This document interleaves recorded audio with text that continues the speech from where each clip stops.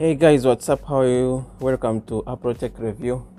Today I want to show you if you have a keyboard which is not working and you want to activate the on-screen keyboard, how you can do it.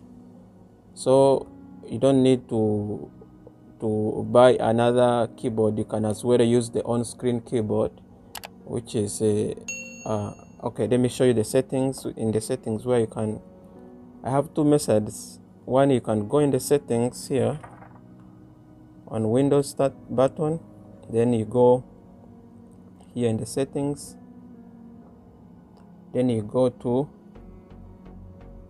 ease of access, then you go to, you scroll down here, then you will see keyboard. Once you click on keyboard, you will see here you can use the on screen by switching this one on, then it will automatically show up here like this.